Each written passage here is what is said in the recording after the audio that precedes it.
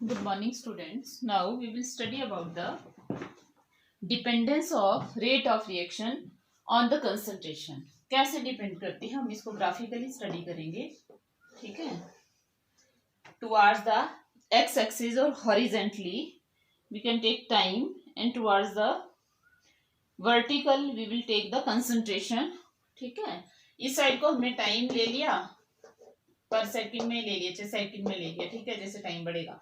And मोल पर litre, यहाँ पे हमने कंसंट्रेशन ले ली. अब जब आपका इनिशियल है, दैट मीन्स रिएक्शन अभी जस्ट स्टार्ट हुई, 0 टाइम है, तो कंसंट्रेशन, रिएक्टेंट की कंसंट्रेशन क्या होगी, बहुत ज्यादा होगी, क्योंकि केमिकल रिएक्शन में reactant converted to the product. तो रिएक्टेंट की कंसंट्रेशन ज्यादा होगी, और जैसे जैसे आपकी रिएक्शन होती जाएगी, रिएक्टेंट की कंसंट्रेशन डिक्रीज होती जाएगी.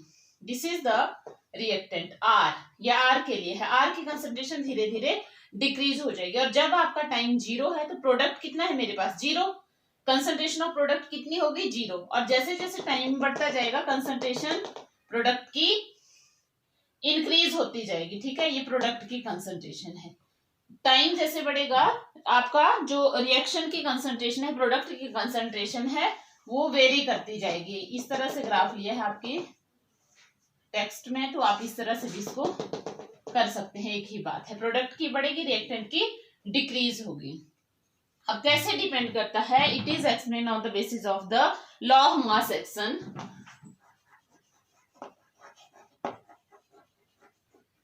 लॉ ऑफ मास एक्शन क्या बोलता है, स्टेटमेंट आपने इसकी लिख लेनी है. Law of mass action, let general reaction, हम जर्नल रिएक्शन ले लेंगे. A mole of A plus B mole of B that plus C mole of C, let 3 reactant हैं, that converted to the product. ये आपके product में convert हो गए. Now according to law of mass action, rate of reaction that is directly proportional to the product of the molar concentration of the reactant. इसका product means गुना. ठीक है, A B C, molar concentration square bracket में लिख रही हूँ, that is the molar concentration of A B C, each raise to the power equal to their stoichiometric coefficient. इसका stoichiometric coefficient A है, raise to the power A, raise to the power B, raise to the power C. That is the rate of the reaction according to the law of mass action. Proportionality का sign है, तो हम इसको remove करेंगे bye A constant K. A raise to the power A, B raise to the power B, C raise to the power C. Here K is known as rate constant. This is according to law of mass action. Rate of reaction reactant की concentration के directly proportional है. ज्यादा होगी तो rate बढ़ेगा, कम होगी तो रेट डिक्रीज होगा. This is known as the rate constant. अब हम रेट कांस्टेंट को कैसे डिफाइन करेंगे, वैसे ही हम क्या करेंगे, दोबारा से यहाँ पे ए कंसीडर करेंगे कि जो मोलर कंसंट्रेशन है ए की, बी की और सी की, दैट इज इक्वल टू 1 मोल पर लीटर. 1 है.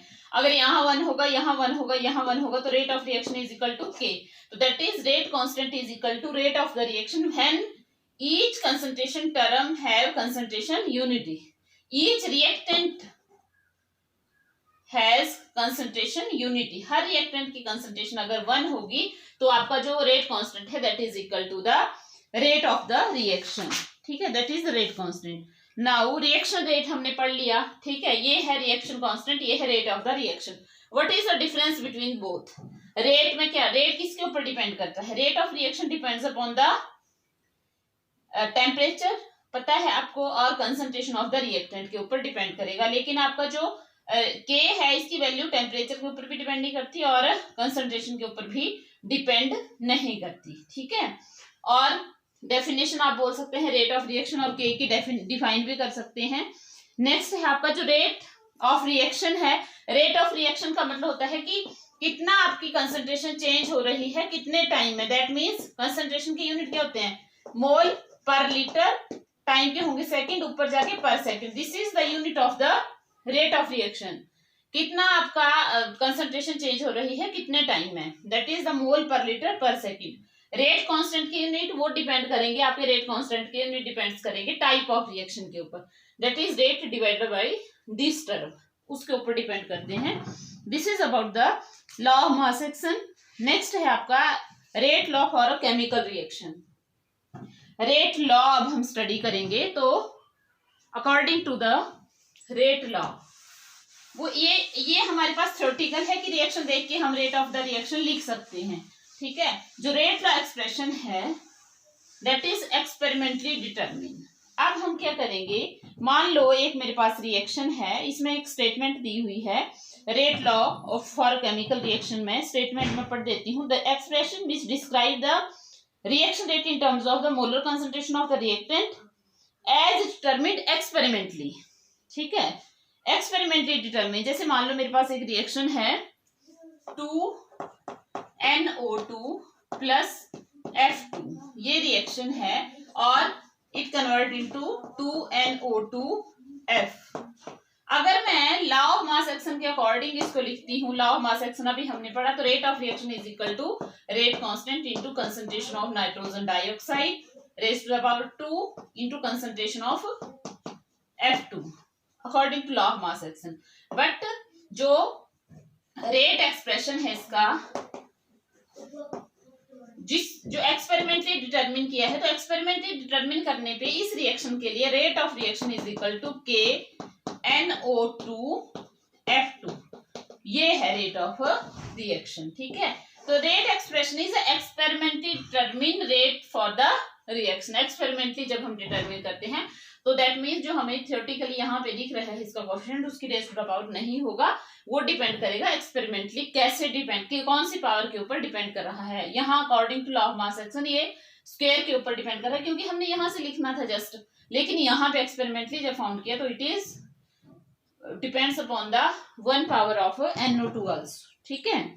तो एक्चुअल में क्या होता है, एक्सपेरिमेंटली ये जो आपकी ये रिएक्शन है ये 2 पार्ट में होती है, ठीक है। 2 पार्ट में मतलब NO2 प्लस F2, ये फर्स्ट है इसका स्टेप, और ये स्लो स्टेप है, it is NO2F plus F।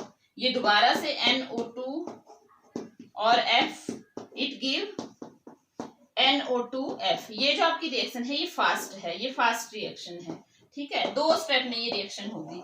अगर आप जो भी रेट ऑफ रिएक्शन है वो हमेशा स्लो स्टेप से निकाला जाता है, ये बात आपने याद रखना। अब NO2F2 ये वाला है स्लो स्टेप, अगर इसके अकॉर्डिंग मैं रेट ऑफ रिएक्शन लिखूंगी तो मेरे पास एक्सप्रेशन यही आएगा, ये वाला एक्सप्रेशन आएगा, ठीक है। तो दैट मीन्स जो रेट ऑफ रिएक्शन निकला वो अकॉर्डिंग टू दिस स्टेप के निकला, ठीक है। नेक्स्ट जो है, अब हम स्टडी करेंगे order of a reaction. Order क्या होता है, ऑर्डर, किसी रिएक्शन का अगर ऑर्डर डिटरमिन करना है तो उसमें हम क्या करते हैं, तो जो ऑर्डर होता है that is determined according to the rate law expression. Law of mass action तो थ्योरेटिकल पॉइंट है, ठीक है, लेकिन जो रेट लॉ एक्सप्रेशन है वो एक्सपेरिमेंटल वैल्यू है। तो order of reaction, what is order of reaction, मान लो मेरे पास A plus B plus C that convert into the product, ये प्रोडक्ट में कन्वर्ट हो गया। और according to the rate law expression, rate of reaction that is equal to rate constant A raise to the power P, क्योंकि अब P क्यों A क्यों नहीं लिख रही हूं मैं, लॉ ऑफ मास एक्शन नहीं है ना, ये रेट लॉ एक्सप्रेशन है, K A raise to the power P B raise to the power Q, experimentally value है ये जो भी डिटरमिन हुई है experimentally, and C concentration raise to the power R, ठीक है। अगर मैं इस एक्सप्रेशन से ऑर्डर ऑफ रिएक्शन निकालूं then that is equal to P plus Q plus R, ये निकलेगा। तो what is order of reaction, order of reaction is sum of the coefficient और power of reacting species that are involved in the rate equation for the reaction. ये है आपकी rate equation, this is your rate equation. इसकी definition ये बोलती है कि order of reaction is the sum of the power of the each concentration term of the reactant in rate expression. इन सब का जो सम होगा, पावर्स का, रिएक्टेंट की कंसंट्रेशन की पावर का जो सम होगा उसको हम ऑर्डर ऑफ रिएक्शन बोलते हैं, और इसको एक्सपेरिमेंटली डिटरमिन करते हैं, ठीक है। अब first order reaction, second order reaction, third order reaction, इस तरह से कितने ऑर्डर की जीरो ऑर्डर रिएक्शन भी हो सकती है। तो कैसे डिटरमिन करेंगे हम फर्स्ट ऑर्डर रिएक्शन, हम पहले स्टडी करते हैं फर्स्ट ऑर्डर रिएक्शन। नाम से भी थोड़ा सा पता चल रहा है, ऑर्डर जिसका 1 होगा that is known as the first order reaction. Let the example कि यहाँ पे आपका ये वैल्यू है, अगर यहाँ पे P की वैल्यू 1 होगी, Q की वैल्यू 0 होगी, R की वैल्यू भी 0 होगी, तो ऑर्डर ऑफ रिएक्शन क्या हो जाएगा 1। सम कितना हो जाएगा इनका 1, तो that is first order reaction. Example भी यहाँ पे दिया है, let us the example of the decomposition of the ammonium nitrate NH4NO2। जब ये डिकम्पोज होता है it convert into N2 plus water H2O। This is the first order reaction, ये फर्स्ट ऑर्डर रिएक्शन है। और भी एग्जांपल है यहाँ पे, let us the example of the decomposition of the hydrogen peroxide H2O2, it convert into water plus half oxygen. These are the first order reaction। ये first order reaction है।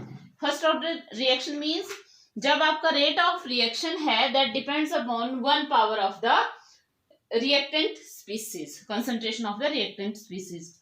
next है आपका सेकेंड ऑर्डर रिएक्शन। अब first order reaction मान लो मैंने एक general reaction ले ली, ये आगे हमारे काम आएगा इसलिए मैं यहाँ पे आपको थोड़ा सा बता रही हूँ। A convert into the product, A हमारे पास रिएक्टेंट है, तो rate of reaction for first order reaction कैसे लिखेंगे, rate is equal to directly proportional to A या इज इक्वल टू के ए। यहाँ पे मैंने कुछ नहीं लिखा, दैट मीन्स 1 है। This is first order reaction. Next है हमारे पास second order reaction. Second order reaction जिसमें P plus Q plus R कितना आएगा 2। Second order reaction. अब यहां पे मेरे पास एक रिएक्शन है A, अगेन वही रिएक्शन मान लो A is reactant that convert into the product. Then अगर वो सेकेंड ऑर्डर रिएक्शन होगी तो rate of reaction that is equal to K rate constant A raised to the power 2। Second order है ना, और एक ही रिएक्टेंट लिया मैंने, यहाँ पे A लिया, 2 रिएक्टेंट नहीं लिए, ठीक है। So this is the second order reaction, expression for the second order reaction. हम एग्जांपल यहाँ पे एक आधा कर लेंगे। Let us example of the formation of H2R and I2 from HI hydrogen iodide से, तो it is H2 plus I2। This is second order reaction. वहां पे कंसंट्रेशन 2 हो गई। जैसे मान लो मेरे पास कोई रिएक्शन होगी A plus B that convert into the product, तो जो रेट ऑफ रिएक्शन है that is equal to K A B। अगर ये सेकेंड ऑर्डर रिएक्शन है तो यहाँ पे भी 1 है, यहाँ पे भी 1 है, that means 1 plus 1 is equal to 2, ठीक है। ये भी हो सकता है कि इसके ऊपर डिपेंड कर रही है, यहाँ पे 0 है, इसके ऊपर डिपेंड ही नहीं कर रहा है रेट ऑफ रिएक्शन, या इसी के ऊपर डिपेंड कर रही है, यहाँ पे 0 है। या हो सकता है अगर इसका 2 है तो इसका 1.5 है, इसका 0.5 है, that is also a possibility. लेकिन मैं सिंपलेस्ट फॉर्म में ले रही हूं, that is only 1 type of the reactant. Next है आपका third order reaction. Third order में क्या होगा, A कन्वर्ट इनटू प्रोडक्ट। अब तो आपको समझ आ गया होगा, that is rate of reaction that is equal to K A raise to the power 3। यहाँ पे P plus Q plus R की वैल्यू कितनी होगी 3, that is the third order reaction. और जैसे जैसे आप इसका भी एग्जांपल एक हम ले ही लेते हैं, ठीक है। 2NO plus O2 it convert into 2NO2, ठीक है, nitrogen dioxide. This is the third order reaction. यहाँ पे भी वही आ रहा है, लेकिन ये जो एक्सपेरिमेंटली डिटरमिन किया है उसकी तरफ हमने ज्यादा ध्यान देना है। Next is the fractional zero order reaction कर लेते हैं, एक जीरो ऑर्डर रिएक्शन, और ये इसका बड़ा इंपॉर्टेंट जैसा एग्जांपल है जीरो ऑर्डर रिएक्शन। तो जीरो ऑर्डर का क्या मतलब होगा, P plus Q plus R is equal to 0, that means rate of reaction, again same reaction है मेरे पास, वही जनरल रिएक्शन प्रोडक्ट। तो जीरो ऑर्डर रिएक्शन में क्या होगा, rate of reaction that is equal to rate constant A raise to the power 0, किसी की भी पावर 0 हो तो you know that is equal to 1। तो rate of reaction zero order reaction में rate of reaction does not depends upon the concentration of the reactant, ठीक है। Example है इसका, that is the decomposition of the ammonia into nitrogen and hydrogen N2 plus 3H2। ये आपका equilibrium में होती है रिएक्शन। ये जो आपकी रिएक्शन है decomposition of ammonia, it is of the 0th order. तो दैट मीन्स रिएक्शन का ऑर्डर 0 भी हो सकता है, लेकिन लॉ ऑफ मास एक्शन के अकॉर्डिंग तो 0 कभी भी नहीं होगा, कुछ ना कुछ रिएक्टेंट होंगे तो इसलिए उनकी पावर भी आएगी। लेकिन एक्सपेरिमेंटली ऑर्डर रिएक्शन का 0 भी हो सकता है, दैट मीन्स वो किसी के ऊपर भी डिपेंड नहीं कर सकती है। This is 0th order. अब है फ्रैक्शनल। फ्रैक्शनल, ये सारे पॉइंट आपको पता होने चाहिए। Fractional order, fractional means fractional number पता है ना आपको, 1/2, 3/2, 2/3 एंड ऑल, ठीक है। तो दीज आर द फ्रैक्शंस। तो जो ऑर्डर ऑफ रिएक्शन है वो फ्रैक्शनल भी हो सकता है। फॉर एग्जांपल ये है आपका H2 plus Br2, it convert into 2HBr, hydrogen bromide, ठीक है। अगर मैं लॉ ऑफ मास एक्शन के अकॉर्डिंग लिखूंगी तो that is rate is equal to KH2 concentration और Br2 के concentration. But according to the rate law expression, rate for this reaction that is equal to K, ये आपका H2 raise to the power, ये आपका depend करता है 1 power के ऊपर, और जो Br2 है 1/2, हाफ। फ्रैक्शनल हो गया ना, तो ऑर्डर ऑफ रिएक्शन कितना हो, इसकी पावर है 1 plus half that is equal to 3/2। तो these are the fractional order reaction. तो जो ऑर्डर है वो 0 भी हो सकता है, फ्रैक्शनल भी हो सकता है, जरूरी नहीं है कि वो होल नंबर ही हो, ठीक है।